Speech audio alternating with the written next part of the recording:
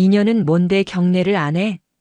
병사들 앞에서 여군을 공개 망신주던 아나무인 대령, 그녀가 자신의 부대에 새롭게 취임한 투스타 사단장임을 깨닫게 되면서 펼쳐지는 충격적인 이야기입니다. 경기도 양주시와 파주시에 걸쳐 펼쳐진 가막산의 험준한 산세는 유사시 적의 심장을 향해 비수처럼 날아들어야 할 육군 제25보 병사단 통칭 비룡부대의 기상을 그대로 닮아 있었다. 서부 전선의 최전방을 수호하는 막중한 임무를 띈 부대. 그곳의 공기는 언제나 팽팽한 긴장감과 강철 같은 군기로 서늘했다. 하지만 최근 몇 년간 비룡부대를 지배하는 것은 건전한 긴장감이 아니었다. 그것은 단 한 사람을 향한 절대적인 복종과 그로 인해 파생된 숨막히는 침묵이었다. 그 왕국에 보이지 않는 왕은 사단 참모장 오만석 대령이었다. 사단장이 몇 차례 바뀌는 동안에도 굳건히 자리를 지킨 그는 부대의 실질적인 지배자나 다름없었다. 그의 굵고 낮은 목소리 한마디는 연대장의 작전 계획을 뒤엎었고 그의 서슬 퍼런 눈빛 한 번에 대대장들은 등줄기에 식은땀을 흘렸다. 그의 굴림 아래 비룡부대에서 합리는 나약함과 동의어로 취급되었고 전통이라는 이름 아래 수많은 부조리가 용인되었다. 그의 방식은 간단했다. 더 가혹하게, 더 혹독하게, 더 강하게. 그 과정에서 낙오되는 자는 도태될 뿐이었다. 그 왕국의 가장 내밀한 심장을 보여주는 곳은 역설적이게도 사단 사령부 본부 근무대 식당이었다. 수백 명의 장병들이 식사를 하는 공간이었지만 점심시간 그곳은 거대한 무건수행 도량과도 같았다. 식판 위 수저 부딪히는 소리조차 금기시되는 공간. 모든 소음은 오직 단 하나의 테이블, 식당 중앙 가장 상석에 자리한 오만석 대령의 테이블 주변에서만 허락되었다. 그는 식사를 하지 않았다. 마치 제왕이 신하들의 충성심을 시험하듯 식판을 앞에 둔 채 매서운 눈으로 식당 전체를 굽어 살필 뿐이었다. 그의 양옆에는 그의 가장 충실한 수족인 제70보병 연대장 김철규 대령과 군수참모 이진욱 중령이 마치 바위처럼 굳은 채 앉아 있었다. 그들의 침묵은 곧 권력이었고 그 권력은 식당 안의 모든 공기를 무겁게 짓눌렀다. 바로 그날 그 견고하고 위압적인 침묵의 성벽에 누구도 예상치 못한 가느다란 균열이 생겨났다. 잠시 지나가겠습니다. 맑고 청아하지만 조금도 위축되지 않은 목소리였다. 새로 전입 온 것으로 보이는 한 여군 장교가 식판을 든 채 가장 빠른 배식 동선인 오만석의 테이블 앞을 가로지르려던 참이었다. 전투화가 바닥에 끌리는 미세한 소음이 식당 전체에 날카롭게 울려 퍼졌다. 그 순간 모든 것이 멈췄다. 허공으로 향하던 수백 개의 숟가락이 굳었고 수백 쌍의 눈동자가 경악과 동정, 그리고 약간의 호기심을 담아 소리의 근원지를 향했다. 그곳은 왕의 사냥터였고 그녀는 아무것도 모른 채 그 한복판으로 걸어 들어온 순진한 사슴과도 같았다. 어이! 김철규 대령이 용수철처럼 튀어오르듯 일어나 그녀의 앞을 막아섰다. 그의 얼굴은 마치 잘 익은 수수처럼 검붉게 달아올라 있었다. 눈은 장식으로 달고 다니나? 여기가 어디라고 함부로 가로질러. 그의 목소리는 식당 전체가 들으라는 듯 우렁찼다. 명백히 모욕을 주기 위한 의도였다. 그는 그녀의 어깨에 달린 소령 계급장을 훑어보며 비릿한 미소를 지었다. 여군이 소령까지 다는 세상이니 군대 기강이 이 모양 이 꼴이지. 그의 속내가 노골적으로 드러나는 표정이었다. 여군 장교는 그러나 당황한 기색 없이 침착하게 그를 마주보았다. 그녀의 눈빛은 놀랍도록 고요했다. 마치 깊이를 알 수 없는 겨울 호수와도 같았다. 배식대로 가는 가장 가까운 길이 이쪽인 것 같습니다만. 비켜주시겠습니까, 대령님? 그녀의 침착한 대응은 불에 기름을 부은 격이었다. 옆에 앉아있던 이진욱 중령이 헛웃음을 터뜨리며 나섰다. 길. 군대에서는 길이 보여도 가지 말아야 할 길이 있는 법이야. 상급자가 식사하는 앞을 가로지르는 게 요즘 군대 예절인가? 어느 부대에서 그따위로 가르치던? 여군 학교에서는 그런 것도 안 가르치나 보지. 그는 여군이라는 단어에 힘을 주며 그녀의 출신과 능력을 싸잡아 비하했다. 주변의 모든 장병들은 숨을 죽였다. 이것은 단순히 군기를 잡는 수준이 아니었다. 오만석이라는 절대 권력 앞에서 벌어지는 공개적인 복종 의식이었다. 여기서 그녀가 고개를 숙이고 사과한다면 그녀는 이 왕국에서 살아남는 법을 배우는 것이고, 만약 저항한다면 첫날부터 찍힌 자가 될 터였다. 마침내 침묵을 지키던 왕이 입을 열었다. 오만석 대령의 목소리는 낮고 조용했지만 그 어떤 고함보다도 위압적이었다. 소속 계급 이름은? 그는 그녀를 쳐다보지도 않았다. 마치 길가의 돌멩이에게 말을 거는 듯한 무심함. 그 무심함이야말로 그의 권력의 본질을 보여주는 것이었다. 여군 장교는 김철규와 이진욱을 지나쳐 오만석을 똑바로 응시했다. 그 눈빛에는 두려움이 없었다. 오히려 알 수 없는 서늘함마저 감돌았다. 지금은 말씀드리기 곤란합니다. 그 대답에 식당 안의 공기가 얼어붙었다. 거부. 그것은 이 왕국에서는 존재해서는 안 되는 단어였다. 김철규 대령의 주먹이 부들부들 떨렸다. 오만석은 그제야 천천히 고개를 들었다. 그의 눈은 마치 사냥감의 숨통을 끊기 직전의 호랑이처럼 번뜩였다. 곤란해? 이 비룡부대에서 내 질문에 곤란함을 느끼는 사람은 없어. 다시 묻겠다. 내년 소속 계급 이름이 뭐냐고. 그의 목소리에 실린 압박감은 물리적인 힘처럼 그녀를 짓눌렀다. 하지만 그녀는 무너지지 않았다. 오히려 희미하게 미소까지 지어 보였다. 그것은 조롱이나 반항의 미소가 아니었다. 모든 것을 알고 있다는 듯한, 혹은 앞으로 일어날 모든 일을 예견하고 있다는 듯한 기묘한 미소였다. 곧 아주 상세히 알게 되실 겁니다. 오만석 대령님. 그녀는 그 말을 남기고는 더 이상의 마찰을 피하려는 듯 돌아서서 가장 먼 길을 통해 자신의 자리를 찾아갔다. 그녀가 떠난 자리에는 정적보다 더 무거운 침묵이 내려앉았다. 오만석 대령은 말이 없었다. 그는 다시 젓가락을 들어 식판 위에 콩자반 하나를 집어 입에 넣었다. 그가 그것을 씹는 소리가 식당 전체에 섬뜩하게 울려 퍼졌다. 왕국에 견고했던 성벽에 가느다랗지만 깊은 균열이 시작되는 소리였다. 다음 날 새벽 제25보 병사단 전 부대에 비상소집 명령이 떨어졌다. 이유는 단 하나, 신임 사단장 취임식이었다. 전임 사단장이 명예롭게 전역한 지 한 달.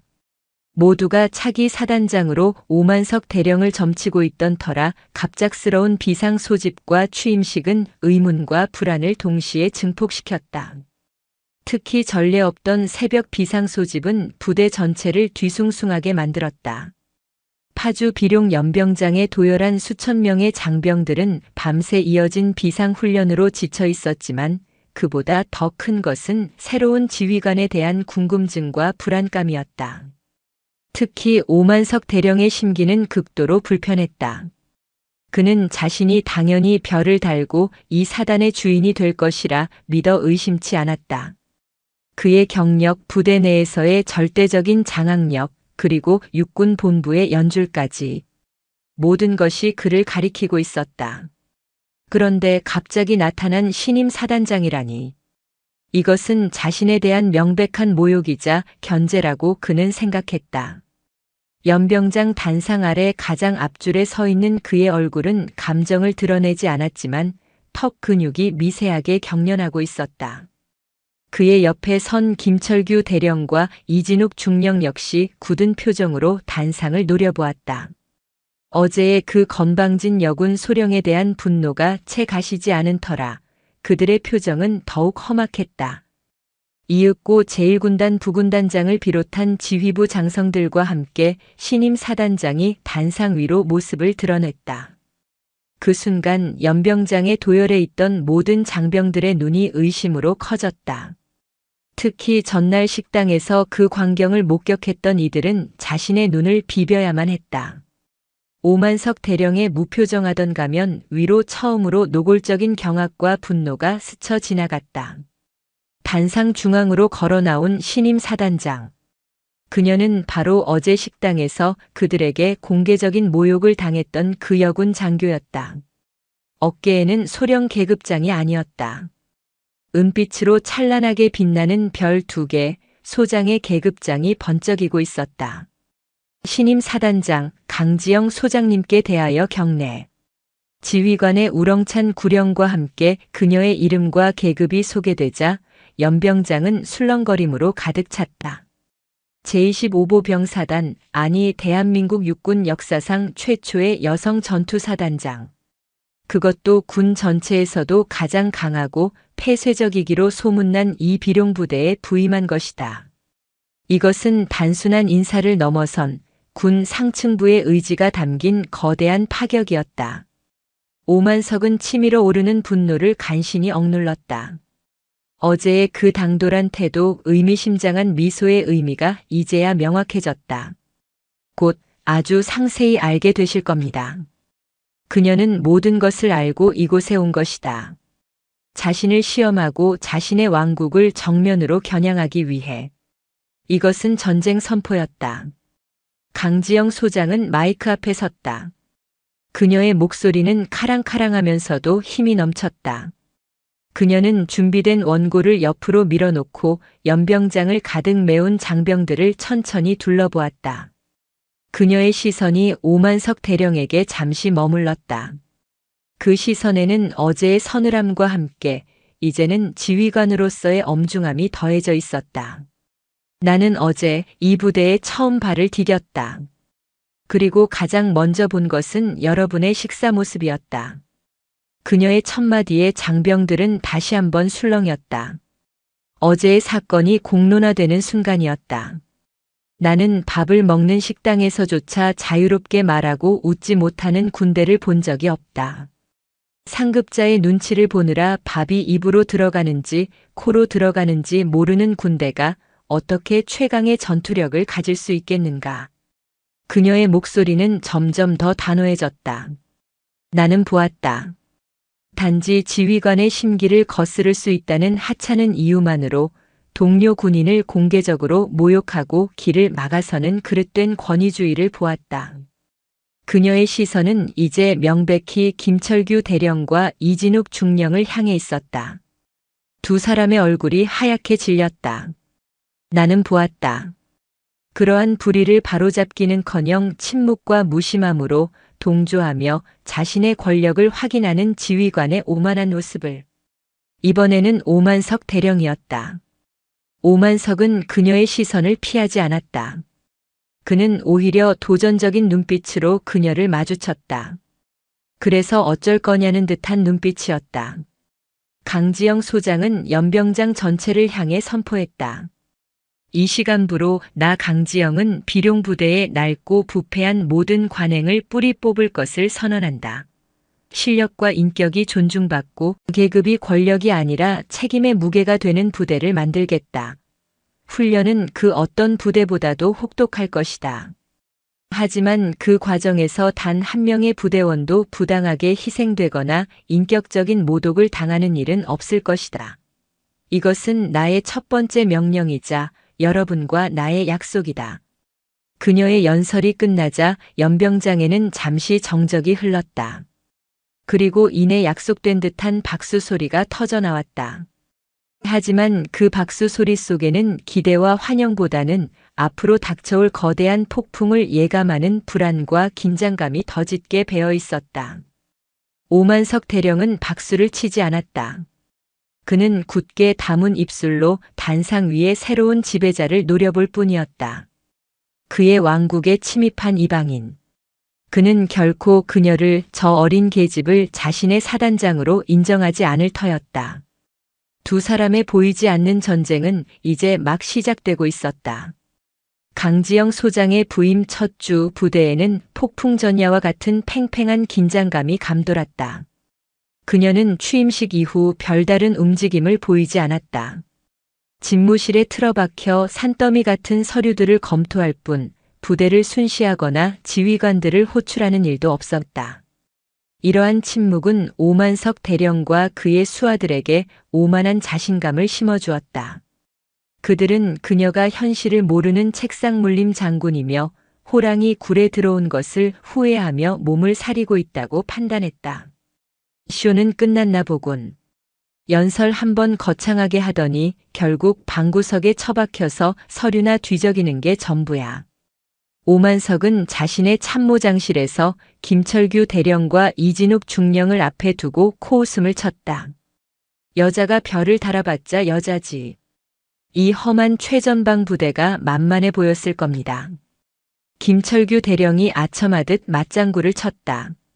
그들은 신임 사단장에게 비룡부대의 방식이 무엇인지, 진짜 군대가 어떤 곳인지 똑똑히 보여주기로 결심했다. 그들은 주말에 예정되어 있던 제70 보병연대 제2대대의 유격훈련 계획을 보고받고 그 강도를 평소보다 2배 이상 높이라고 지시했다. 특히 가장 위험한 훈련 중 하나인 15m 외줄 타기 훈련을 집중적으로 실시하라는 명령까지 덧붙였다. 토요일 오전 파주시 광탄면에 위치한 제70 보병연대 유격훈련장은 살벌한 기합 소리로 가득했다. 오만석 대령이 직접 훈련을 지휘하기 위해 모습을 드러냈다. 그의 등장에 훈련장의 공기는 더욱 얼어붙었다. 수직으로 깎아지른 듯한 절벽 사이를 잇는 낡은 로프 하나에 의지해 특수부대원들이 아슬아슬하게 건너고 있었다. 안전장치는 최소화되었다. 오만석은 극한의 공포를 이겨내는 것이 진정한 전사를 만든다고 믿었다. 그의 옆에는 이대대장 박상현 중령이 안절부절 못하며 서 있었고 대대주임원사인 최동수 원사는 눈을 부라리며 대원들의 작은 실수 하나하나에 불호령을 내리고 있었다. 똑바로 못해, 이 새끼들아. 정신 안 차려. 바로 그때 훈련장의 소란을 뚫고 지프 차량 한 대가 흙먼지를 일으키며 달려왔다. 차에서 내린 것은 전투복 차림의 강지영 소장이었다. 그녀의 등장은 훈련장의 모든 소음을 단숨에 집어삼켰다. 오만석은 예상치 못한 그녀의 방문에 잠시 놀랐지만 이내 냉소를 머금은 표정으로 그녀에게 다가갔다. 사단장님, 이런 험한 곳까지 어쩐 일이십니까? 여긴 집무실과는 공기가 많이 다를 겁니다. 그의 말에는 교묘한 조롱이 섞여 있었다. 여자에게 어울리지 않는 곳이라는 의미를 명백히 담고 있었다. 강지영은 그의 말을 무시한 채 땀과 흙으로 범벅이 된 채 로프에 매달려 있는 대원들을 날카롭게 살폈다. 그녀의 시선은 이내 그들의 목숨을 지탱하고 있는 낡은 로프에 꽂혔다. 로프는 여러 군데가 마모되어 보풀이 일어나 있었고 색깔마저 흙먼지에 절어 원래의 색을 알아볼 수 없을 정도였다. 저 로프 마지막으로 교체한 게 언제지? 그녀가 차갑게 물었다.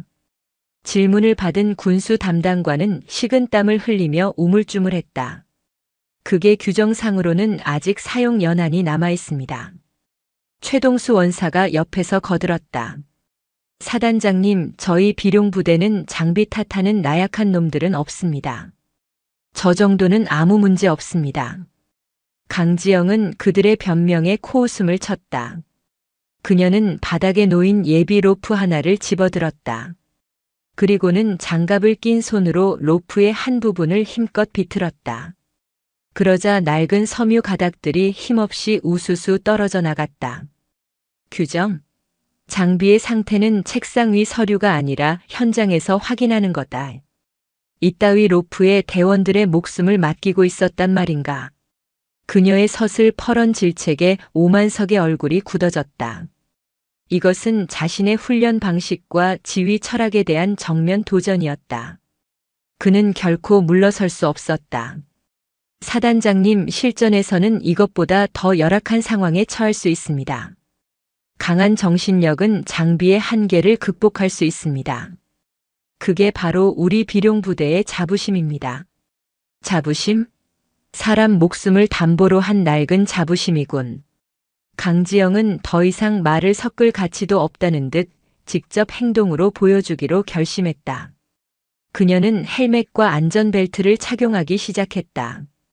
그녀의 돌발 행동에 주변의 모든 사람들이 경악했다. 내가 직접 건너가 보겠다. 당신들이 말하는 그 강한 정신력이라는 게 이 낡은 로프를 얼마나 튼튼하게 만들어주는지 내 두 눈으로 확인해야겠어. 이대대장 박상현 중령이 기겁하며 그녀를 말렸다. 사단장님 안 됩니다. 위험합니다. 오만석 역시 당황했지만 자존심 때문에 차마 그녀를 막아서지는 못했다. 그는 속으로 비웃었다. 고생 한 번 안 해본 여장군이 객기를 부리는 것이라 여겼다. 곧 겁을 먹고 되돌아올 것이라 확신했다. 하지만 그의 예상은 완전히 빗나갔다. 강지영은 망설임 없이 로프에 몸을 실었다. 그녀의 움직임은 놀랍도록 기민하고 정확했다. 군살 하나 없는 몸은 마치 한 마리의 검은 표범 같았다. 바람이 불어 로프가 흔들리는 와중에도 그녀는 흔들림 없이 앞으로 나아갔다. 그녀가 의지하고 있는 것은 모두가 위험하다고 말하는 바로 그 낡은 로프였다. 훈련을 받던 대원들은 물론 오만석과 그의 수하들까지 모두 숨을 죽인 채 그녀의 도하를 지켜보았다. 그것은 단순한 시범이 아니었다. 자신의 목숨을 걸고 부패한 시스템의 민낯을 고발하는 처절한 시위였다. 로프가 그녀의 체중을 이기지 못하고 삐걱거리는 소리가 들릴 때마다 지켜보는 이들의 심장이 철렁 내려앉았다. 마침내 그녀가 반대편에 무사히 도착했을 때 누군가 저도 모르게 박수를 쳤고 그 박수는 이내 훈련장 전체로 퍼져나갔다. 오만석 대령만이 굳은 얼굴로 박수를 치지 않았다. 그는 생전 처음으로 느껴보는 종류의 패배감에 휩싸였다. 무력과 권위가 아닌 목숨을 건 신념 앞에서 자신의 논리가 얼마나 허약한 것인지 깨달았기 때문이다. 잠시 후 다시 절벽을 건너온 강지영은 땀으로 젖은 얼굴로 오만석 앞에 섰다. 봤나? 이게 당신들이 말하는 자부심의 실체다. 언제 끊어질지 모르는 로프에 매달려 떨어지지 않기 위해 발버둥 치는 것. 이건 훈련이 아니라 고개에 가깝다. 그녀는 들고 있던 낡은 로프를 그의 발치에 던졌다. 이 시간부로 제70 보병연대 2대대의 모든 훈련을 전면 중단한다. 사단 내 모든 훈련 장비에 대한 전수조사를 실시하고 안전이 확보될 때까지 모든 위험 훈련을 금지한다. 이건 명령이다. 그녀의 목소리는 강철처럼 차갑고 단호했다. 오만석은 아무런 대꾸도 하지 못했다. 자신의 왕국 한복판에서 그는 자신의 신념을 상징하는 낡은 로프와 함께 철저히 부정당했다. 새로운 지배자가 던진 첫 번째 메시지는 그 어떤 말보다도 강렬하고 선명했다. 훈련 전면 중단과 장비 전수조사 명령. 강지영 소장이 던진 폭탄은 제25보 병사단 전체를 뒤흔들었다. 그것은 단순한 안전 점검이 아니었다. 지난 수십 년간 오만석 대령이 쌓아올린 철권 통치와 그의 지휘 철학 자체를 송두리째 부정하는 상징적인 사건이었다. 오만석의 사람들은 격렬하게 반발했다. 훈련을 멈춘 특수부대는 이빨 빠진 호랑이와 같다며 불만을 터뜨렸고 일부는 강지영 소장이 부대의 전투력을 약화시키려는 불순한 의도를 가지고 있다며 음해하기 시작했다. 계집이 사단장으로 오니 부대가 계집애들 소꿉 장난하는 곳으로 변해가는군. 오만석은 자신의 집무실에서 길길이 날뛰었다. 그의 앞에는 군수참모 이진욱 중령과 제70 보병연대장 김철규 대령이 고개를 숙인 채 서 있었다. 전수조사라니 가소롭기 짝이 없어. 우리의 발목을 잡아 어떻게든 흠집을 내보겠다는 수작이다. 절대 호락호락하게 당해주진 않을 것이다. 그의 눈이 번뜩였다. 전수조사는 그의 왕국을 지탱하는 가장 중요한 기둥, 즉 군수 보급 시스템을 정조준하고 있었다. 수년간 그의 충실한 신복들이 관리해온 그곳은 그의 권력을 유지하는 자금줄이자 충성스러운 이들에게 당근을 안겨주는 비밀 창고와도 같았다. 만약 그곳이 털린다면 모든 것이 끝장이었다. 이진욱 중령. 예, 참모장님. 자네가 알아서 잘 처리해. 감사팀 놈들이 뭘 보든 뭘 뒤지든 아무것도 나오지 않게 만들어. 서류는 완벽해야 하고 창고는 깨끗해야 한다. 무슨 말인지 알겠나? 예, 알겠습니다. 이진욱 중령의 이마에 식은땀이 배어나왔다. 깨끗하게 만들라는 말의 의미를 그는 누구보다 잘 알고 있었다. 낡고 부실한 장비들은 깊숙한 창고로 옮겨 숨기고 서류상으로는 이미 폐기 처리된 것처럼 장부를 조작해야 했다. 감사팀의 눈을 속이기 위한 거대한 연극이 시작된 것이다. 하지만 강지영은 결코 만만한 상대가 아니었다. 그녀는 오만석의 저항을 이미 예상하고 있었다. 그녀가 집무실에서 검토했던 산더미 같은 서류는 단순한 현황 보고서가 아니었다. 지난 몇 년간의 군수품 보급 내역, 예산 집행 기록, 훈련 보고서 등 부대의 모든 혈류를 보여주는 데이터였다. 그녀는 그 기록들 속에서 수많은 모순과 의문점을 발견했다. 서류상으로는 최신형 방탄복 수백 벌이 보급되었지만 실제 훈련 사진 속 병사들은 낡은 구형 방탄복을 입고 있었다. 야간 투시경의 수리 부품 예산은 매년 상상을 초월할 정도로 책정되었지만 야간 훈련 중단율은 오히려 해마다 높아지고 있었다. 그녀는 내부 감사만으로는 그들의 카르텔을 절대 깰 수 없다고 판단했다. 사단장님, 제1군단 감찰부의 지원을 요청하시겠다고요? 이건 자칫 우리 사단의 무능을 자인하는 꼴이 될 수 있습니다. 작전 참모 박정호 중령이 우려 섞인 목소리로 말했다. 그는 오만석의 사람이 아니었지만 부대의 명예를 중시하는 원칙주의자였다. 강지영은 단호했다. 박중령. 골마 터지기 직전의 상처를 명예라는 이름으로 덮어두는 것이야말로 가장 큰 무능이다. 지금 필요한 것은 우리끼리 쉬쉬하며 덮는 것이 아니라 외부의 칼로 환부를 도려내는 것이다. 즉시 군단에 협조 공문을 보내도록. 강지영의 요청은 신속하게 받아들여졌다. 군단에서 파견된 특별 합동감사팀이 25사단에 도착하자 오만석의 얼굴은 이전보다 훨씬 심각하게 굳어졌다. 판이 자신이 통제할 수 있는 범위를 넘어서고 있음을 직감한 것이다. 강지영은 여기서 한 걸음 더 나아갔다. 그녀는 사단 헌병대대에서 가장 평판이 좋고 원칙을 중시하기로 소문난 윤태민 대위를 불렀다.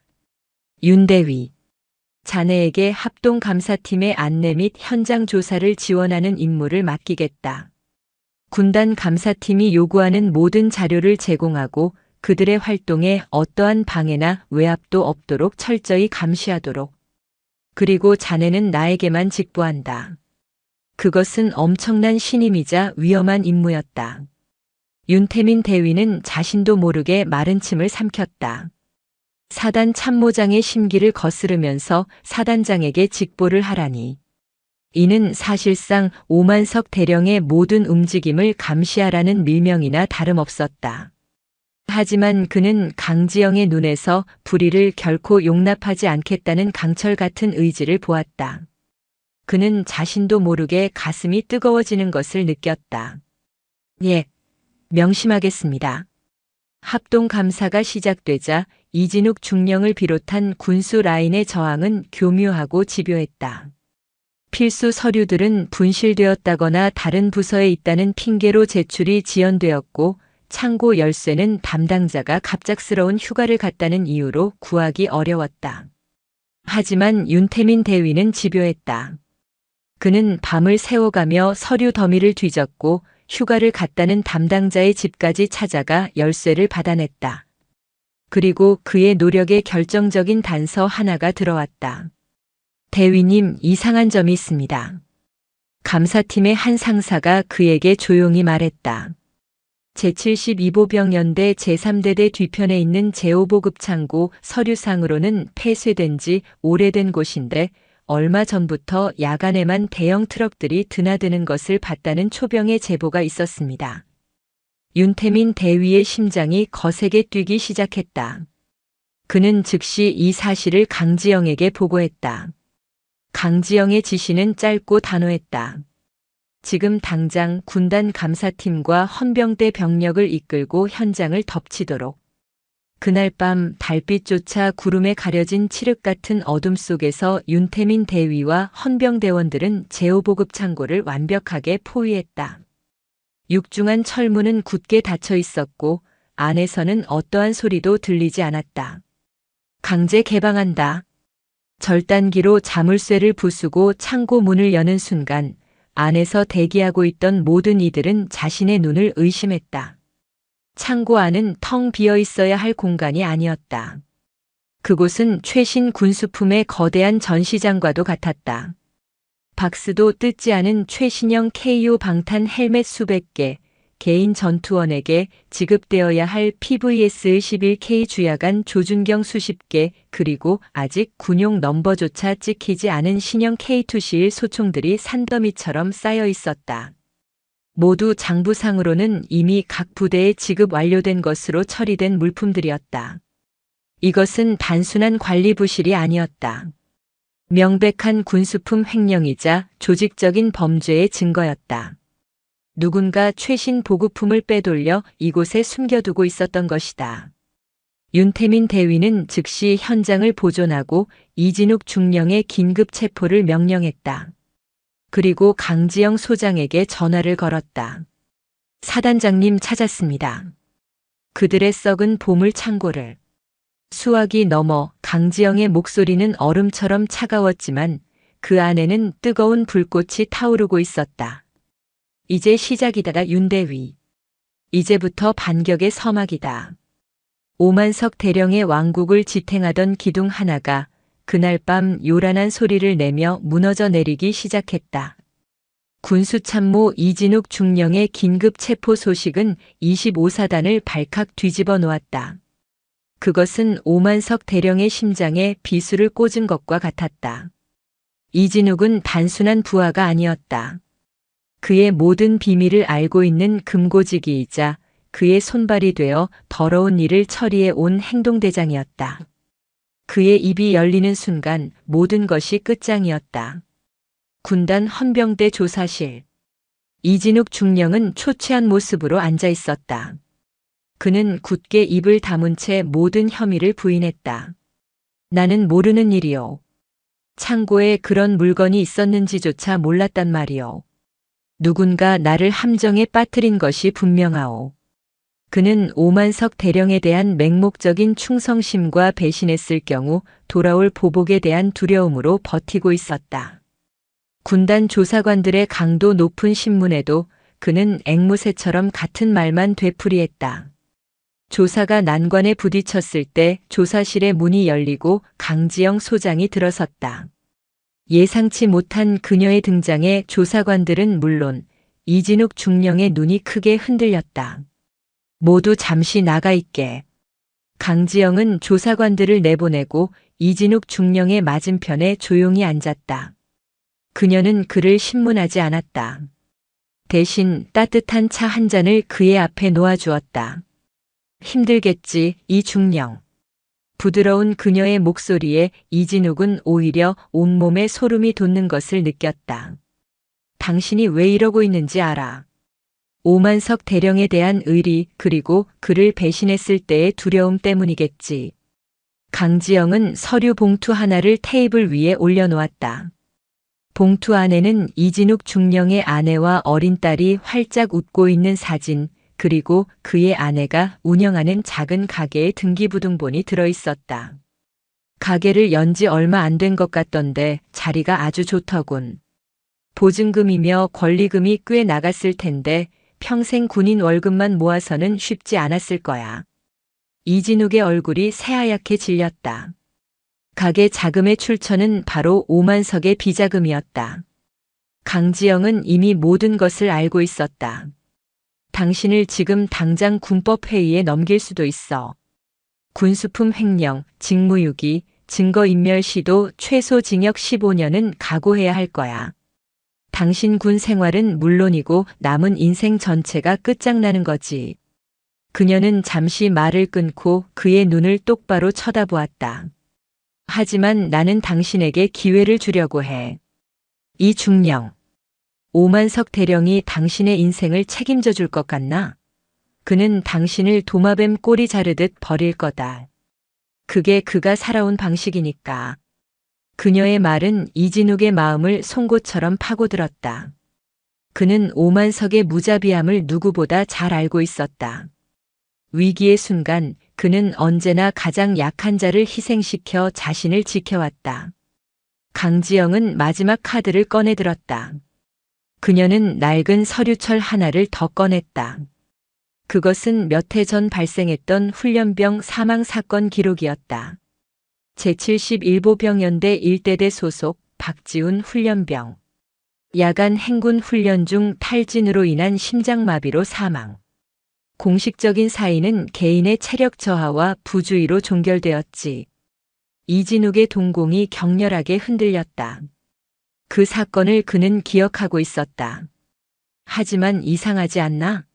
박지훈 훈련병의 보급 기록을 보니 행군 며칠 전부터 고열과 설사 증세로 의무실을 수차례 방문했는데도 종합 감기약만 처방받고 훈련에 강제로 투입되었어. 당시 대대장이 누구였는지 아나? 바로 당신이었어, 이진욱 중령. 그리고 연대장은 오만석 대령이었고, 강지영은 서류철의 마지막 장을 넘겼다. 거기에는 박지훈 훈련병의 어머니가 쓴 탄원서가 첨부되어 있었다. 우리 아들은 누구보다 건강했습니다. 군대가 내 아들을 죽였습니다. 피눈물로 쓴 듯한 글씨가 보는 이의 가슴을 저미게 했다. 이진욱 중령. 당신은 지금 두 젊은이의 인생을 망가뜨린 거야. 한 명은 낡은 장비 때문에 목숨을 잃었고 다른 한 명은 당신의 침묵 때문에 죽음으로 내몰렸다. 당신 딸이, 당신 아내가 이 사실을 알게 된다면 뭐라고 할까? 그녀는 더 이상 그를 압박하지 않았다. 그녀는 그에게 선택지를 주었을 뿐이다. 썩어가는 배와 함께 침몰할 것인가, 아니면 마지막 구명 보트에 올라타 진실을 밝히고 속죄할 것인가. 흐흐. 결국 이진욱의 어깨가 들썩이기 시작했다. 그의 눈에서 뜨거운 눈물이 쏟아져 내렸다. 두려움과 죄책감, 그리고 가족에 대한 미안함이 뒤섞인 눈물이었다. 그는 무너져 내렸다. 제가 다 말씀드리겠습니다. 이진욱의 자백은 거대한 댐에 생긴 작은 균열이 아니었다. 그것은 댐 전체를 무너뜨릴 거대한 폭탄이었다. 그는 지난 수년간 오만석의 지시 아래 벌어졌던 모든 추악한 비리들을 하나씩 털어놓기 시작했다. 군수품을 빼돌려 암시장에 팔아넘긴 수법, 방산업체로부터 받은 검은 돈의 행방, 그리고 그 돈으로 부대 내외의 인물들을 어떻게 관리해 왔는지. 그의 자백은 하나의 거대한 지도를 완성시켰다.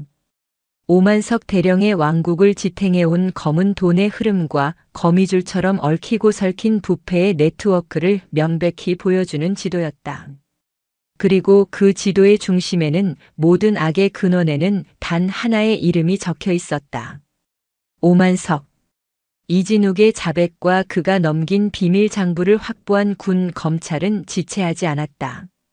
다음 날 오전 제25보병사단 사단장실과 참모장실이 있는 본청 건물 앞으로 검은 세단 여러 대가 멈춰 섰다.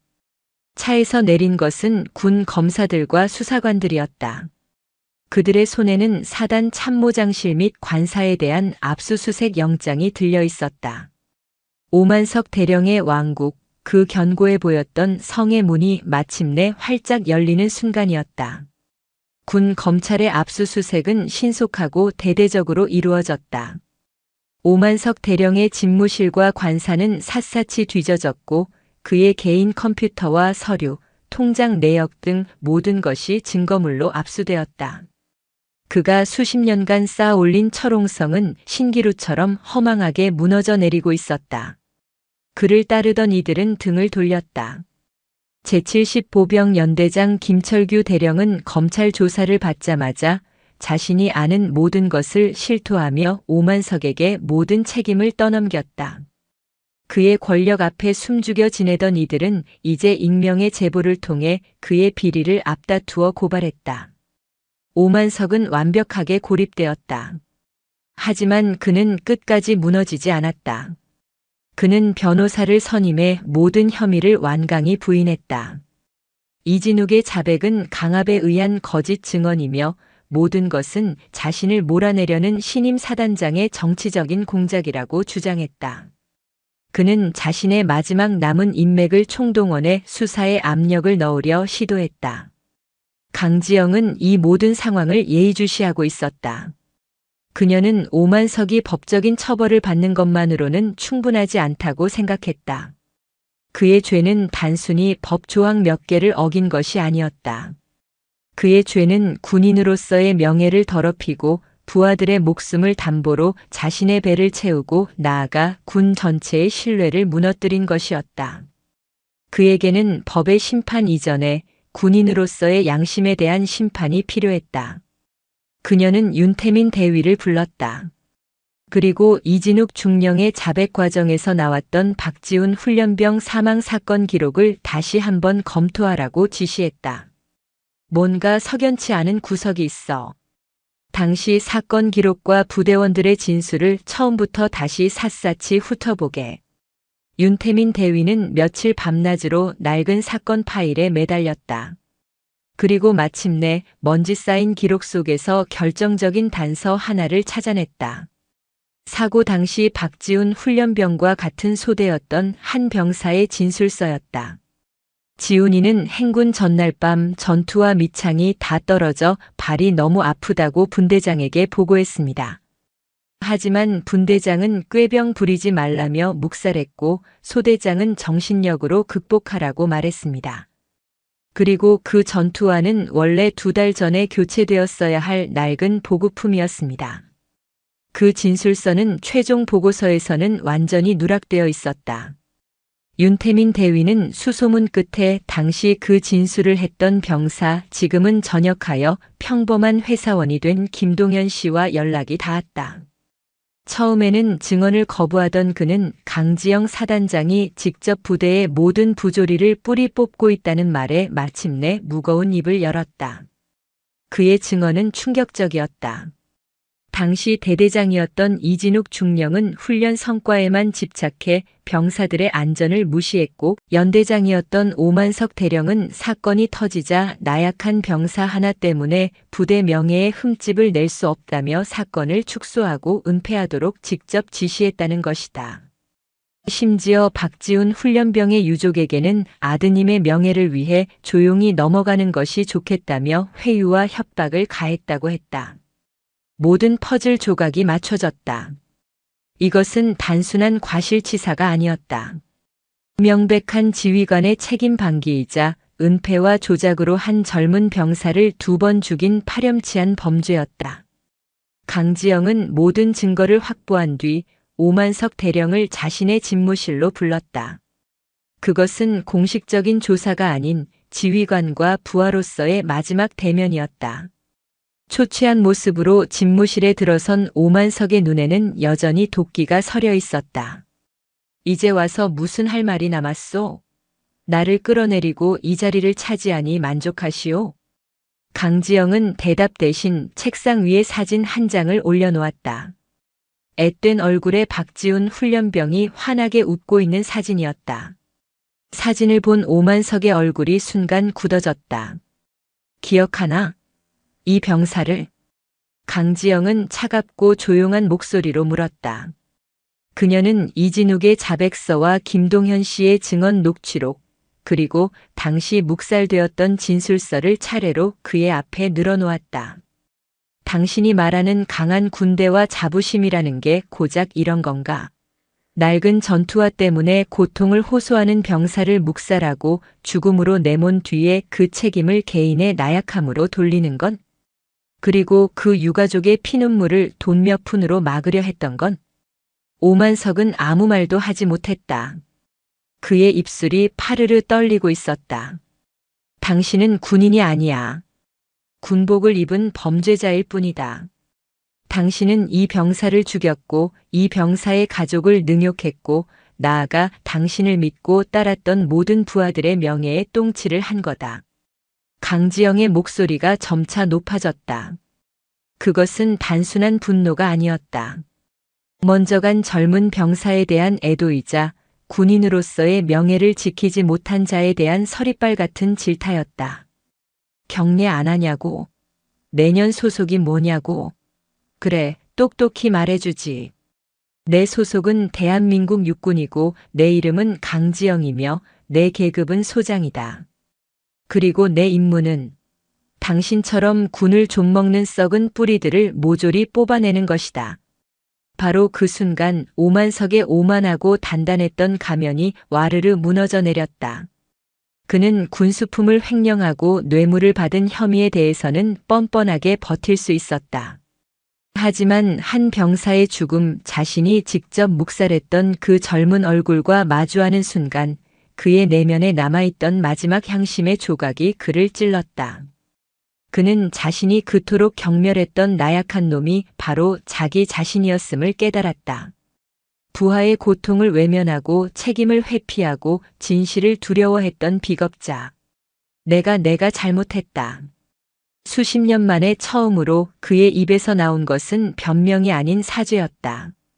그의 눈에서 굵은 눈물방울이 뚝뚝 떨어져 내렸다. 강지영은 더 이상 그를 다그치지 않았다. 그녀는 조용히 수화기를 들었다. 군 검찰인가? 피의자 오만석 모든 혐의를 자백했다. 지금 즉시 집행하도록. 잠시 후 집무실 문이 열리고 군 검사들과 헌병들이 들어왔다. 그들은 오만석에게 다가가 차가운 수갑을 채웠다. 한때 비룡부대의 하늘을 뒤덮었던 거대한 먹구름이 걷히고 새로운 태양이 떠오르는 순간이었다. 오만석 대령이 수갑을 찬 채 본청 건물을 나서는 모습은 부대 내에 남아있던 그의 마지막 잔당들에게 보내는 사망 선고나 다름없었다. 왕국은 그렇게 완전히 함락되었다. 오만석 대령의 구속. 그가 쌓아올린 왕국이 하루아침에 무너져 내리자 제25보 병사단은 거대한 혼돈에 휩싸였다. 그의 측근들은 줄줄이 군 검찰에 소환되어 조사를 받았고 일부는 보직 해임되거나 다른 부대로 쫓겨나듯 전출되었다. 수십 년간 부대를 지배해온 거대한 태양이 사라지자 그 그늘 아래서 기생하던 수많은 별들은 갈 길을 잃고 우왕좌왕했다. 분위기는 기묘했다. 오만석의 철권 통치 아래 신음하던 다수의 병사들과 양심적인 간부들은 해방감을 느꼈다. 더 이상 부당한 명령에 복종하지 않아도 된다는 안도감, 정의가 승리했다는 짜릿한 희열이 부대 곳곳에 넘실거렸다. 하지만 그 기쁨은 잠시였다. 오랜 억압에 익숙해진 조직은 갑작스럽게 찾아온 자유 앞에서 무엇을 해야 할지 몰랐다. 구심점을 잃은 부대는 방향을 잃은 배처럼 흔들렸다. 강지영 소장의 진짜 싸움은 바로 그 순간부터 시작되었다. 적을 무너뜨리는 것보다 무너진 폐허 위에 새로운 집을 짓는 것이 몇 배는 더 어려운 일이었다.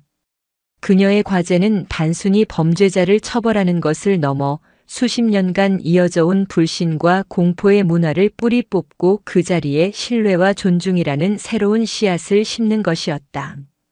그녀의 첫 행보는 모두의 예상을 벗어나는 것이었다. 그녀는 승리의 축배를 들지 않았다. 대신 오만석 구속 바로 다음 날 사단 전 장병 및 군무원을 비룡 연병장으로 소집했다. 승전 연설을 기대했던 이들 앞에서 그녀는 마이크를 잡고 깊이 허리를 숙였다. 미안하다.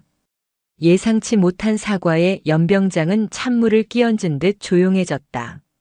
나는 여러분의 사단장으로서 여러분을 지켜주지 못했다. 이 부대 안에 이토록 깊고 어두운 상처가 골마 터질 때까지 제대로 살피지 못했다.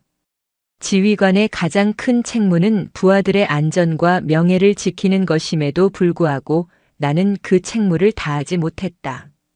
이 모든 사태의 최종 책임은 나 사단장에게 있다. 진심으로 사과한다. 그녀는 개인의 승리를 선언하는 대신 조직의 실패를 자신의 책임으로 끌어안았다. 오만석이라는 개인의 악을 처단하는 것을 넘어 그러한 악을 키워낸 시스템의 실패를 인정하고 그 정점에서 자신이 모든 것을 책임지겠다는 선언이었다. 그녀의 진심 어린 사과는 수많은 장병들의 마음을 움직였다. 처벌하는 지휘관이 아닌 책임지는 지휘관의 모습에서 그들은 희미한 희망의 빛을 보았다. 이틀 후 그녀는 수행원도 없이 홀로 검은 세단에 몸을 실었다. 그녀가 향한 곳은 경기도 외곽의 한적한 추모공원이었다. 박지훈 훈련병이 잠들어 있는 곳이었다. 그녀는 낡은 군복을 입은 아들의 사진 앞에서 하염없이 눈물을 흘리고 있는 노부부에게 다가갔다. 그리고는 차가운 비석 앞에 무릎을 꿇었다. 사단장님, 이러지 마십시오. 박지훈 훈련병의 아버지가 깜짝 놀라 그녀를 일으키려 했다. 하지만 강지영은 고개를 저으며 그의 손을 잡았다. 아닙니다, 아버님. 제가 있어야 할 자리는 여기가 맞습니다. 대한민국 육군을 대표해서 그리고 지휘관으로서 아드님과 두 분께 씻을 수 없는 죄를 지었습니다. 그 어떤 말로도 용서받을 수 없음을 압니다. 하지만 정말 죄송합니다. 그녀는 거창한 약속이나 변명을 늘어놓지 않았다. 그저 한참 동안 무릎을 꿇은 채 노부부와 함께 눈물을 흘렸다. 그녀의 눈물은 단순한 동정이나 의례적인 사과가 아니었다. 부하의 죽음을 막지 못한 지휘관의 진심 어린 참회이자 다시는 이런 비극을 만들지 않겠다는 피 끓는 맹세였다. 그날 노부부는 수년 만에 처음으로 아들의 죽음에 대한 위로를 받았다. 그리고 강지영은 죽은 병사의 묘비 앞에서 자신이 앞으로 만들어갈 부대의 청사진을 가슴 깊이 새겼다.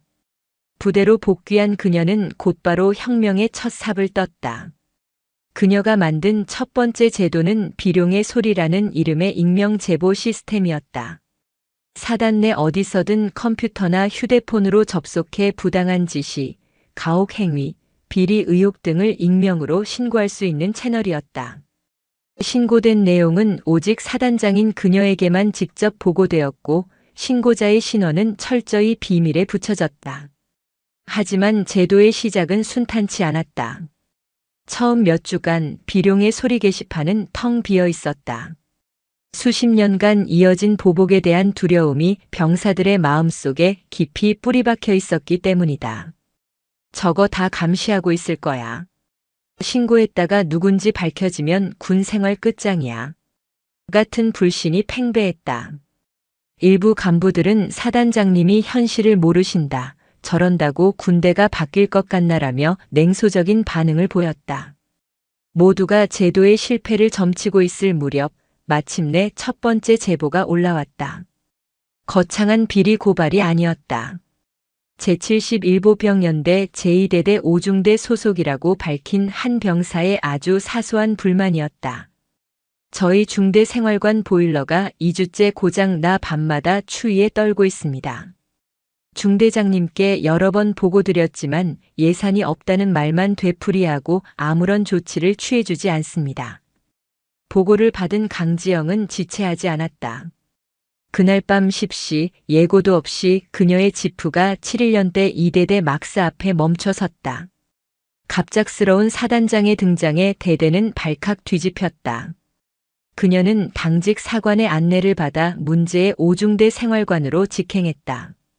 한겨울에 가까운 날씨였지만 생활관 내부는 냉골이었다. 병사들은 전투복 위에 방한 내피까지 껴입은 채 추위에 떨고 있었다. 중대장, 지금 어디 있나? 강지영의 목소리는 얼음장처럼 차가웠다. 잠시 후 허둥지둥 달려온 중대장 이승민 대위의 얼굴은 사색이 되어 있었다. 사단장님, 어인일이십니까? 어인일이냐고.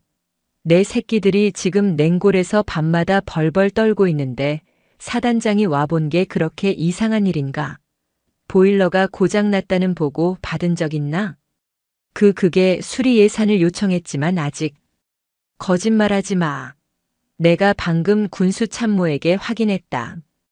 긴급 수리 예산은 언제든 집행 가능하다고 하더군.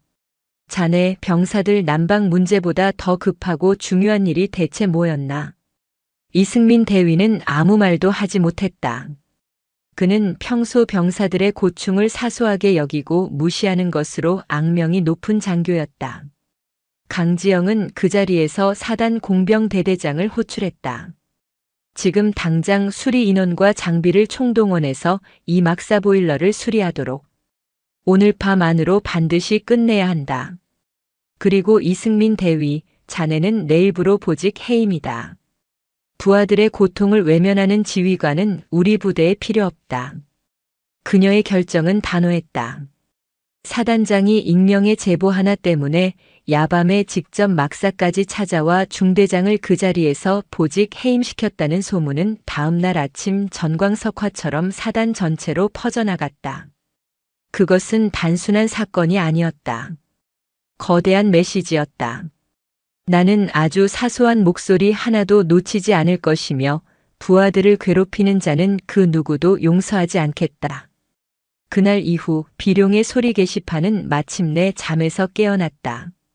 수십 년간 억눌려왔던 병사들의 목소리가 두려움의 댐을 무너뜨리고 거대한 강물처럼 쏟아져 나오기 시작했다. 강지영이 폐허 위에 그리려던 새로운 청사진, 그 첫 번째 밑그림이 완성되는 순간이었다. 비룡의 소리가 열리자 판도라의 상자가 열린 듯 했다. 그동안 은폐되고 묵살되었던 25사단의 상처들이 본물 터지듯 쏟아져 나왔다. 포병연대 제3포대의 고질적인 구타 및 가혹 행위, 제72보병연대 1대대의 불공정한 외박 및 휴가 통제 사단 정비대대의 부품 빼돌리기 의혹 등 크고 작은 제보들이 매일 수십 건씩 쌓였다. 강지영은 밤을 새워가며 모든 제보를 직접 읽었다. 그리고 사안의 경중에 따라 감찰, 헌병, 법무참모에게 직접 지시를 내리고 그 처리 결과를 매일 보고받았다. 그녀의 지휘 아래 25사단은 거대한 수술대에 오른 환자와도 같았다. 썩은 부위를 도려내는 과정은 고통스러웠지만 부대는 조금씩 건강을 되찾아갔다. 가해자들은 엄중하게 처벌받았고 불합리한 제도는 개선되었다. 병사들은 마침내 말하면 바뀐다는 것을 체감하기 시작했다. 그 변화를 가장 극적으로 보여준 것은 포병연대 3포대 소속 이진석 상병이었다. 그는 뛰어난 사격술과 성실한 복무 태도를 가진 에이스였지만 선임들의 상습적인 폭언과 구타에 시달린 나머지 마음의 병을 얻어 국군수도병원 정신과 진료를 받고 있었다. 그는 군 생활에 대한 모든 희망을 버리고 저녁 날만 손꼽아 기다리거나 혹은 극단적인 선택을 고민하던 청년이었다. 비룡의 소리에 대한 소문을 들었을 때도 그는 반신반의했다. 하지만 지푸라기라도 잡는 심정으로 그는 떨리는 손으로 자신의 이야기를 써내려갔다.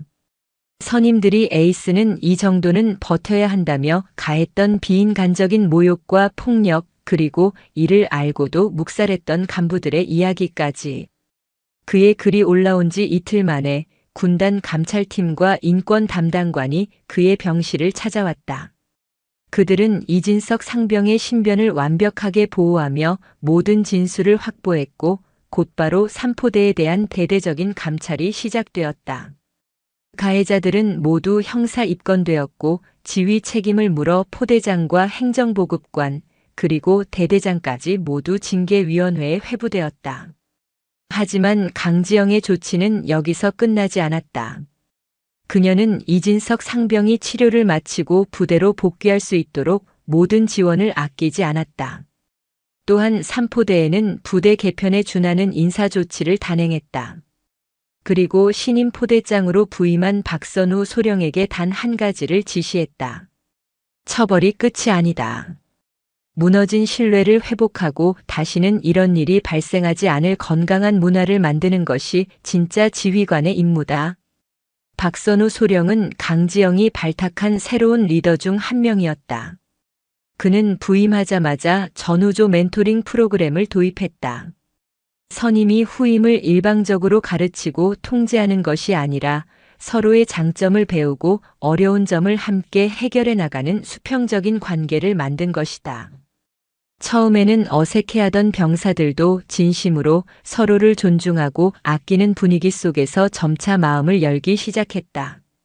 몇 달 후 건강한 모습으로 부대에 복귀한 이진석 상병은 완전히 달라진 포대의 모습에 눈물을 흘렸다. 더 이상 그 누구도 서로에게 고함을 치거나 인격을 모독하지 않았다. 훈련은 힘들었지만 그 속에는 서로를 향한 굳건한 믿음과 전우애가 있었다. 그는 군 생활의 희망을 되찾았고 얼마 뒤 전문 하사로 임관하여 자신의 후임들을 이끌어주는 든든한 선임이 되었다. 이진석 상병의 이야기는 25사단 전체에 큰 울림을 주었다. 한편 오만석 전 대령에 대한 군사재판이 시작되었다. 법정에 선 그는 수척했지만 여전히 자신의 죄를 온전히 인정하지 않는 듯 보였다.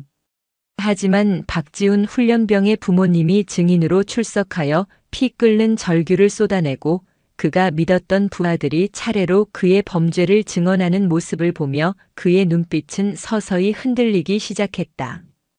재판이 진행되던 어느 날 구치소 면회실에 뜻밖의 인물이 그를 찾아왔다. 강지영 소장이 아닌 박지훈 훈련병의 아버지였다. 오만석은 고개를 들지 못했다. 자신을 향한 원망과 저주를 예상했다. 하지만 노인의 입에서 나온 말은 그의 예상을 완전히 빗나갔다. 내 아들 지훈이는 입대하기 전날 밤 당신 같은 훌륭한 지휘관을 만나 진짜 사나이가 되어 돌아오겠다고 말했소. 노인은 원망 대신 아들의 마지막 말을 담담히 전했다. 나는 내 아들이 그토록 존경했던 사람이 대체 어떤 사람인지 내 눈으로 직접 보고 싶어서 왔어. 당신은 내 아들의 믿음을 배신한 거요. 그 어떤 욕설이나 저주보다도 더 아픈 비수 같은 말이었다. 그 순간 오만석의 내면에서 무언가 단단한 것이 완전히 부서져 내렸다. 그는 처음으로 자신의 죄를 온전히 마주했다. 자신의 오만과 욕심이 한 젊은이의 꿈과 그를 믿었던 가족의 행복을 어떻게 짓밟았는지를. 그는 늙은 아버지 앞에서 어린아이처럼 통곡하며 용서를 빌었다. 그 무렵 25사단은 제1군단이 주관하는 대규모 전술 훈련을 앞두고 있었다. 사단 전체가 대대적인 개혁의 소용돌이를 겪은 직후라 많은 이들이 훈련 결과를 우려했다. 오만석의 잔당들은 군기가 빠진 부대가 제대로 싸울 수 있겠나라며 훈련 실패를 예견하고 조롱했다. 훈련이 시작되자 초반에는 우려가 현실이 되는 듯 했다. 강지영이 강조한 자율과 소통에 익숙해진 병사들은 상부의 지시에 무조건 따르기보다 현장 상황에 맞춰 질문하고 대안을 제시했다. 지휘 체계는 과거보다 훨씬 소란스러워 보였다. 하지만 그것은 혼란이 아니었다. 살아있는 유기체의 꿈틀거림이었다. 과거에는 상부의 비현실적인 명령에도 까라면 까야 했던 부대들은 이제 현장의 병사들이 가장 효율적인 전술을 찾아내고 지휘관은 그들의 판단을 믿고 지원하는 방식으로 움직였다. 소통은 활발했고 사기는 하늘을 찔렀다. 훈련 마지막 날 25사단은 가상의 적 지휘부를 격파하는 결정적인 임무를 맡았다. 그들은 기존의 교리를 완전히 뒤엎는 창의적인 기동과 완벽한 팀워크를 선보이며 훈련 통제단의 예상을 훨씬 뛰어넘는 속도로 임무를 완수했다. 훈련 종료를 알리는 공포탄 소리가 울려 퍼졌을 때 25사단 장병들은 서로를 부둥켜 안고 환호했다. 그들의 얼굴에는 승리의 기쁨과 함께 서로에 대한 깊은 신뢰가 새겨져 있었다. 훈련 통제본부에서 이 모든 상황을 지켜보던 강지영 소장의 입가에 옅은 미소가 번졌다. 그녀는 마침내 증명해낸 것이다. 진정한 강함은 맹목적인 복종과 공포에서 나오는 것이 아니라 서로의 인격을 존중하고 목숨을 맡길 수 있는 절대적인 신뢰에서 나온다는 것을. 그녀는 비로소 부대원들의 마음을 진정으로 얻은 것이다. 군단 전술 훈련에서의 압도적인 성공은 제25보 병사단의 위상을 완전히 바꿔놓았다. 오만석의 왕국이라는 오명은 사라지고 강지영의 비룡부대는 대한민국 육군 전체에서 가장 주목받는 혁신의 아이콘으로 떠올랐다. 부대를 지배하던 공포와 불신의 문화는 이제 찾아볼 수 없었다. 그 자리에는 자율과 책임 그리고 상호 존중이라는 새로운 가치가 단단히 뿌리내리고 있었다. 변화는 부대 곳곳에서 느껴졌다. 이제 장교 식당과 사병 식당의 구분은 무의미해졌다. 강지영 소장부터 갓 임관한 소위까지 지휘관들은 병사들과 함께 줄을 서서 식사를 하고 같은 테이블에 앉아 어깨를 부딪히며 소통했다. 더 이상 누구도 상급자의 눈치를 보며 밥을 마시듯 삼키지 않았다. 식당은 딱딱한 군기를 확인하는 장소가 아닌 따뜻한 밥과 정을 나누는 소통의 공간으로 변모했다. 선임들의 역할도 재정이 되었다. 과거의 군기 반장들은 이제 후임들의 군 생활 적응을 돕는 멘토가 되었다. 갓 자대에 배치된 신병들은 더 이상 두려움에 떨지 않았다. 그들은 선임들과 함께 축구를 하고 고민을 상담하며 진정한 전우회를 배워나갔다. 이 모든 변화의 중심에는 강지영이 있었다. 그녀는 여전히 매일 밤 비룡의 소리에 올라온 모든 글들을 직접 확인했고 매주 한 번씩은 계급장을 떼고 병사들과 함께 생활관에서 잠을 자며 그들의 목소리를 직접 들었다. 그녀에게 지휘관은 군림하는 자가 아니라 가장 낮은 곳에서 부하들을 섬기는 서번트 리더 그 자체였다. 얼마 후 오만석 전 대령에 대한 최종 판결이 내려졌다. 군사법원은 그에게 징역 20년과 함께 불명예 전역을 선고했다. 군인으로서 받을 수 있는 가장 치욕적인 형벌이었다. 부대원들은 그 소식을 듣고 환호하지 않았다. 대신 무겁고 엄숙한 분위기 속에서 한 시대가 완전히 끝났음을 받아들였다. 시간이 흘러 교도소에 수감된 오만석에게서 한 통의 편지가 강지영에게 도착했다. 편지에는 변명이나 원망 대신 서툴지만 진심이 담긴 참회의 글이 담겨 있었다. 사단장님, 저는 지난 수십 년간 제가 가장 강한 군인이라고 착각하며 살아왔습니다. 하지만 저는 그저 가장 비겁하고 오만한 겁쟁이에 불과했습니다.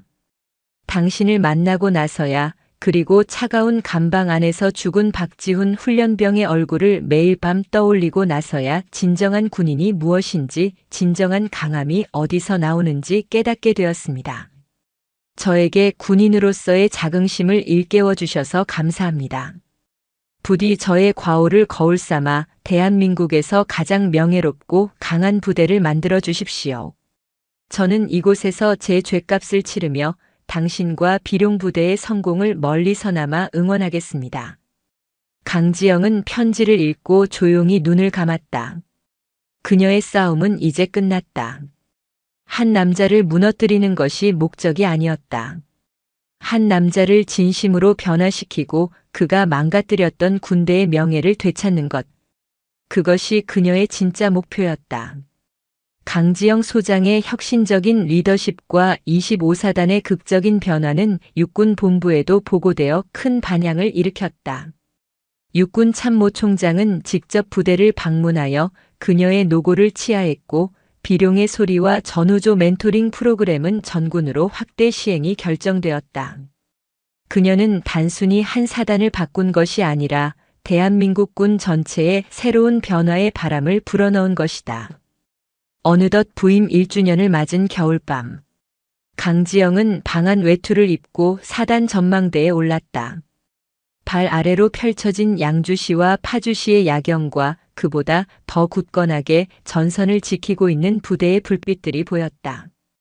야간 전술 훈련을 진행 중인 부대원들의 움직임은 과거처럼 요란하지 않았지만 조용하고 치명적인 효율성으로 가득 차 있었다.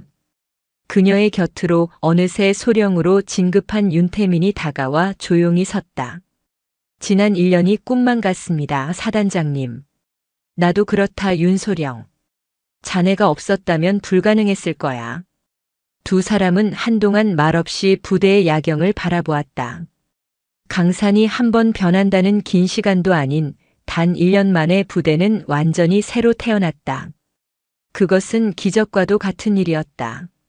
전설이 될 겁니다, 사단장님. 당신과 우리가 함께 만든 이 이야기는 아주 오랫동안 회자될 겁니다.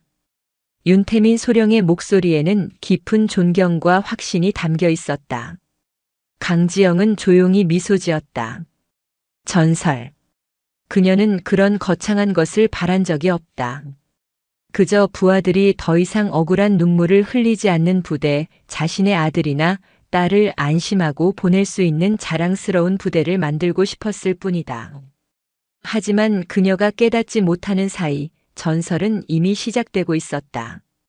부당한 권력에 맞서 싸운 최초의 여성 사단장, 공포의 왕국을 신뢰의 공동체로 바꾼 혁명가, 그리고 비룡에게 진정한 날개를 달아준 지휘관. 그녀의 이름 강지영. 그리고 그녀가 이끈 제25보 병사단의 이야기는 이제 막 첫 장을 넘긴 위대한 서사시였다. 그들의 이야기는 앞으로 대한민국 군이 나아가야 할 길을 비추는 영원한 등대가 될 것이었다. 세월이 흘렀다.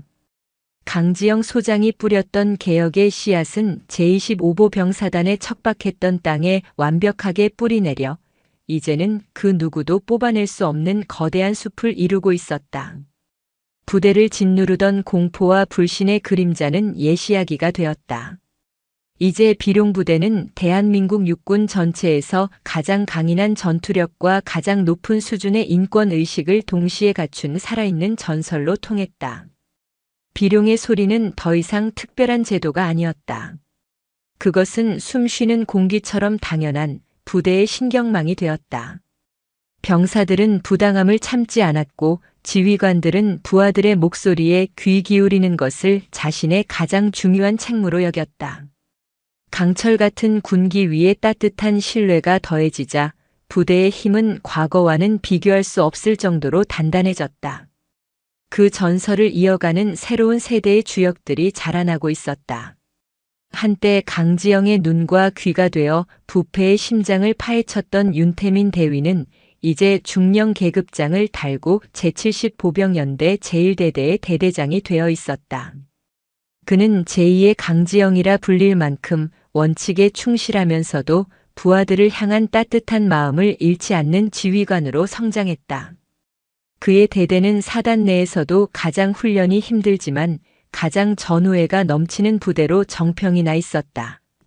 선임들의 가혹 행위에 시달리다 군 생활을 포기할 뻔했던 이진석 상병은 이제 부사관의 길을 걸어 어엿한 중사가 되어 있었다. 그는 포병연대 제3포대의 분대장으로서 과거 자신이 겪었던 아픔을 누구보다 잘 알기에 단 한 명의 부하도 소외되지 않도록 온 마음을 다해 그들을 보듬었다. 그는 때로는 엄격한 호랑이 교관으로 때로는 다정한 형처럼 부하들의 곁을 지키며 부대의 허리를 든든하게 받치고 있었다. 강지영 소장. 그녀 역시 시간의 흐름과 함께 더 높은 곳으로 나아갔다. 그녀는 대한민국 여군 최초로 별 3개 중장 계급장을 달고 육군 본부의 인사참모부장이 되어 있었다. 그녀의 손에서 대한민국 육군 전체의 인사정책이 새롭게 쓰이고 있었다. 과거처럼 연줄과 정치가 아닌 오직 실력과 인품만이 장교와 부사관을 평가하는 유일한 기준이 되었다. 그녀가 25사단에서 시작했던 작은 혁명은 이제 대한민국 군 전체를 바꾸는 거대한 태풍이 되어 있었다. 그러던 어느 여름 모두의 예상을 뛰어넘는 거대한 시련이 비룡부대를 덮쳤다. 밤새 쏟아진 기록적인 폭우로 임진강이 범람하면서 파주와 연천 일대가 거대한 흙탕물에 잠겨버린 것이다. 수많은 마을이 고립되고 제방이 무너졌으며 수천 명의 이재민이 발생했다. 국가적인 재난 상황.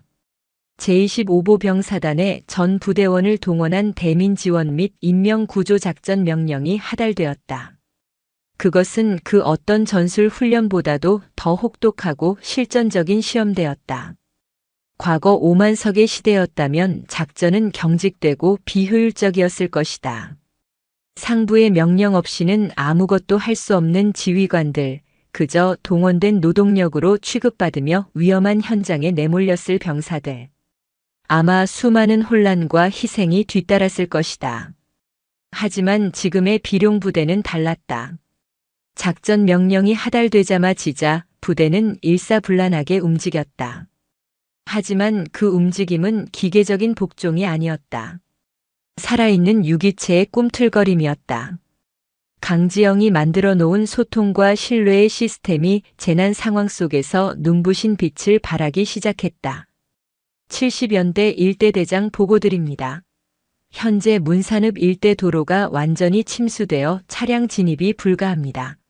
작전 계획을 수정하여 대대 보유 고무보트와 헬리콥터 레페를 이용한 입체적 구조 작전으로 전환할 것을 건의합니다. 윤태민 중령의 판단은 신속하고 정확했다. 사단 지휘통제실에서는 그의 건의를 즉각 승인했다. 현장의 지휘관에게 최대한의 자율성을 부여하고 지휘부는 그들의 판단을 믿고 지원하는 것. 그것이 비룡부대의 새로운 전투 방식이었다. 이진석 중사가 이끄는 삼포대 장병들은 허리까지 차오른 흙탕물을 뚫고 고립된 마을로 향했다. 한시가 급한 상황. 그는 무너진 축사에서 미처 빠져나오지 못한 노부부를 발견했다. 분대장님, 저쪽입니다. 전원 로프 준비. 내가 먼저 진입한다. 나머지는 주변을 경계하고 추가 고립 인원을 수색하라. 이진석 중사의 지휘 아래 병사들은 한 몸처럼 움직였다. 그들은 더 이상 명령만 기다리는 수동적인 존재가 아니었다. 각자의 위치에서 스스로 판단하고 책임지는 진짜 군인이 되어 있었다.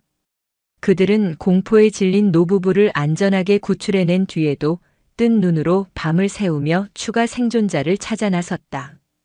그들의 눈에는 피로가 가득했지만 그 누구도 불평하지 않았다. 국민의 생명을 구한다는 숭고한 사명감과 자신의 부대에 대한 뜨거운 자부심이 그들을 움직이게 했다. 며칠간 이어진 필사의 구조작전 속에서 비룡부대 장병들은 수백 명의 소중한 생명을 구해냈다. 그들의 헌신적인 모습은 뉴스를 통해 전국에 알려졌고 국민들은 찬사와 격려를 아끼지 않았다. 그리고 그 작전 과정에서 기적과도 같은 일이 벌어졌다. 이진석 중사와 그의 팀이 마지막으로 구조한 이들은 산사태로 집이 완전히 무너져 내린 외딴 집의 노부부였다. 흙더미 속에서 구출된 할머니는 정신을 차리자마자 이진석 중사의 군복에 새겨진 비룡부대 마크를 보고 하염없이 눈물을 흘렸다. 고맙습니다. 정말 고맙습니다. 군인 양반. 할아버지가 떨리는 목소리로 말했다. 우리 아들도 당신들과 같은 부대였소. 아주 자랑스러운 비룡부대 군인이었지. 이진석 중사는 그제야 깨달았다. 자신이 방금 구해낸 이들이 바로 수년 전 낡은 전투화 때문에 억울하게 목숨을 잃었던 박지훈 훈련병의 부모님이라는 사실을. 과거 아들을 죽음으로 내몰았던 부대. 그리고 오늘 그 부모의 생명을 구한 부대. 시간과 운명의 기묘한 엇갈림 속에서 부대는 비로소 완전한 속죄를 이루어낸 것이다. 이진석 중사는 노부부의 손을 잡고 함께 눈물을 흘렸다. 그것은 슬픔의 눈물이 아니었다. 상처가 치유되고 명예가 회복되는 감격의 눈물이었다. 한편 모든 죗값을 치르고 가석방된 오만석은 경기도 외곽의 한 작은 공장에서 일하며 조용한 삶을 살고 있었다. 그는 세상과 담을 쌓고 지냈다. 하지만 텔레비전에서 연일 흘러나오는 25사단의 영웅적인 구조작전 소식만은 피할 수 없었다. 그는 낡은 식당에 앉아 흑투성이가 된 채 아이를 안고 환하게 웃는 비룡부대 병사의 모습을 멍하니 바라보았다. 한때 자신이 지배했던 부대. 하지만 화면 속의 군인들은 자신이 알던 그 군인들이 아니었다. 그들의 얼굴에는 공포와 맹목적인 복종 대신 자신감과 따뜻한 인간미가 넘쳐 흘렀다. 국민들은 그들을 우리 아들이라 부르며 진심으로 사랑하고 있었다. 그 순간 오만석의 가슴 속에서 뜨거운 무언가가 치밀어 올랐다. 그것은 질투나 분노가 아니었다. 설명할 수 없는 깊은 자부심이었다. 비록 시작은 자신의 실패와 과오였지만 그 폐허 위에서 이토록 위대한 군대가 탄생했다는 사실에 대한 경이로움이었다. 그는 비로소 진정한 평화를 얻었다. 자신의 실패가 결코 헛되지 않았음을 확인하는 순간 그는 길고 길었던 참회의 터널을 완전히 빠져나올 수 있었다. 모든 구조작전이 끝나고 부대가 일상으로 복귀한 어느 날, 육군 본부의 헬리콥터 한 대가 비룡부대 연병장에 조용히 내려앉았다. 헬기에서 내린 것은 중장 계급장을 단 강지영이었다. 그녀는 자신의 손으로 키워낸 부대를 격려하기 위해 직접 찾아온 것이다. 그녀는 사열이나 의전은 모두 생략하고 곧바로 병사들의 생활관으로 향했다. 생활관은 땀 냄새와 함께 활기찬 웃음소리로 가득했다. 병사들은 그녀를 보고 깜짝 놀랐지만 이내 친누나를 만난 듯 반갑게 경례를 붙였다.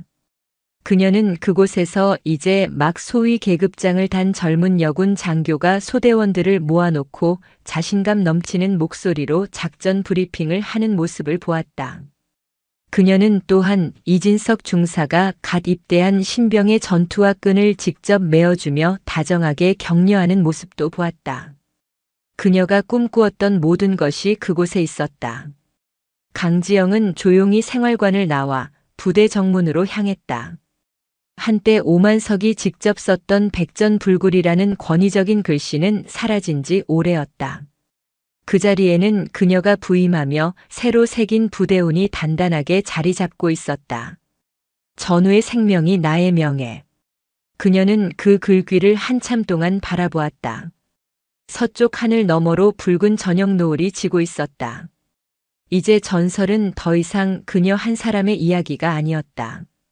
그 글귀를 가슴에 새기고 지금 이 순간에도 묵묵히 전선을 지키고 있는 비룡부대원 모두의 이야기가 되었다. 비룡. 한때는 꺾인 날개로 추락하던 용이었지만 이제는 그 어떤 바람에도 흔들리지 않는 영원한 날개를 얻었다. 그들의 전설은 한 시대의 끝이 아닌 새로운 시대의 영원한 시작으로 대한민국 역사 속에 길이 기록될 것이었다.